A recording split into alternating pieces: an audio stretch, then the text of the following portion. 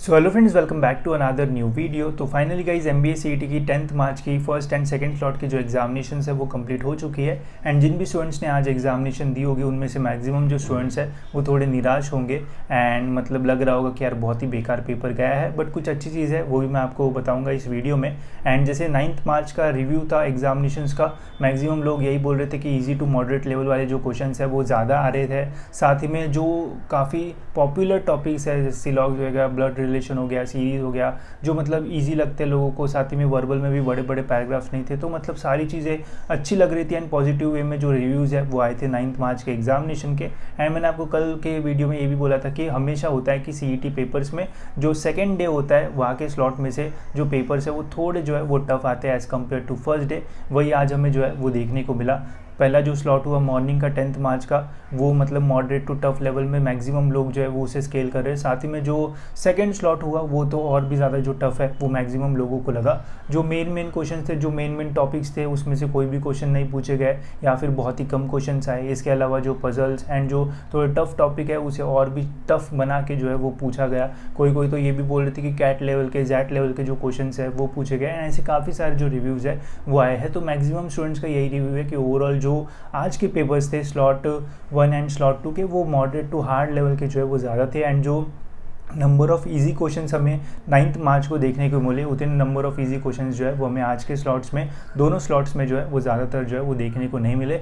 इसके अलावा गाइस जो मैं शॉर्ट ट्रिक्स के वीडियोस डालता था जो नितिन सर पढ़ाते थे, उनका भी आज पेपर था। उन्होंने जब मुझे फ़ोन करके बताया कि आज का सुबह का जो पेपर था वो मुझे भी टफ लगा। काफ़ी सारे ऐसे मैथमेटिक्स के क्वेश्चन वहाँ पर डाले गए थे जिनके आंसर्स निकालने के लिए उन्हें भी जो है वो अच्छा खासा टाइम लगा। तो उनका वो रिव्यू सुन के मुझे लगा कि यार आज के तो पेपर्स मतलब अच्छे खासे टफ आने वाले हैं। एंड जैसे ही स्लॉट्स खत्म हो गए तो मैंने मेरे व्हाट्सएप के ग्रुप पे जो स्लॉट वाइज हमने बनाए थे वहाँ पे भी डाला, तो मैक्सिमम लोगों का यही कहना है कि ओवरऑल पेपर जो है वो टफ लेवल का था। एंड काफ़ी सारे स्टूडेंट्स को जो है वो पेपर को सॉल्व करने में जो प्रॉब्लम्स है वो आए हैं। अगर आपको लग रहा है कि आपका ही पेपर जो है वो बुरा गया है तो ऐसा नहीं है। जिन्होंने भी आज एग्जामिनेशन दी, मैक्सिमम लोगों का जो पेपर है वो कुछ इसी टाइप से जो है वो गया है। एंड मैक्सिमम स्टूडेंट्स को यही लगा है कि पेपर जो है वो थोड़ा टफर साइड पे था एज़ कम्पेयर टू 9 स्लॉट के पेपर्स। तो टेंशन लेने की जो है वो इतनी ज़्यादा ज़रूरत नहीं है, बिकॉज CET में गाइस जो नॉर्मलाइजेशन का रूल है वो रहता है, जिससे अगर जो शिफ्ट है वो ज़्यादा टफ होती है तो वहाँ पे अच्छा खासा जो नॉर्मलाइजेशन है वो होता है, जिसके वजह से भले ही आपके मार्क्स जो है वो कम रहेंगे बट आपका ओवरऑल जो परसेंटाइल है वो ज़्यादा रहेगा। तो उससे कहीं ज़्यादा टेंशन वगैरह जो है वो मत लो।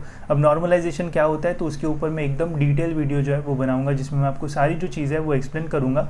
बट नॉर्मलाइजेशन का यूज़ करके गाइज अच्छे जो मार्क्स है वो टफ शिफ्ट्स के स्टूडेंट्स को जो है वो मिलते हैं। तो यहाँ पे गाइज सपोज अगर आपका जो स्कोर है वो बहुत ज़्यादा नहीं भी रहता है तब भी गाइज यहाँ पे आपको जो अच्छे परसेंटाइल है वो मिल सकता है। एंड ये हमेशा होता है कि CET के पेपर्स में जो सेकेंड डे के स्लॉट्स होते हैं वहाँ पे जो ओवरऑल पेपर्स है वो थोड़े टफ रहते हैं, तो वहाँ पे नॉर्मलाइजेशन जो है वो अच्छा खासा होता है। तो इजी क्वेश्चन, इजी जब पेपर्स आते हैं तो स्टूडेंट्स बहुत खुश रहते हैं कि यार मैंने तो बहुत क्वेश्चंस अच्छे सॉल्व कर लिए।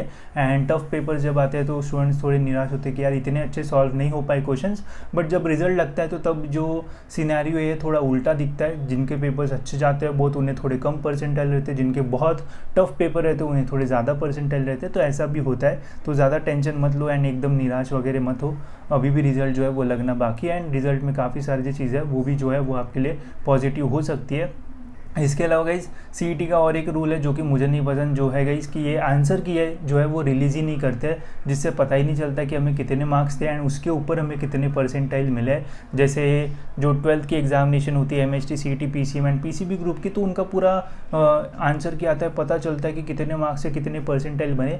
बट ये MBA CET में जो है वो नहीं होता है। तो मैं तो CET सेल को रिक्वेस्ट करता हूँ कि आप इस साल जो है वो आंसर की जो है वो रिलीज़ कर दो ताकि स्टूडेंट्स को पता रहे। बट मैक्सिमम चांसेस तो है कि नहीं होगी, बिकॉज इसके पहले कभी जो आंसर की है वो रिलीज़ नहीं हुई है। बट देखते अगर आती है तो बहुत अच्छी बात है। अगर आप भी मेल वेल कर सकते हो तो कर दो कि इस बार आंसर की जो है वो रिलीज़ करना, ताकि अच्छा रहे स्टूडेंट्स के लिए। बाकी जिनका एग्जामिनेशन कल है उनके लिए मैं यही सलाह दूंगा कि जो आप पढ़ रहे हो वही पढ़ो।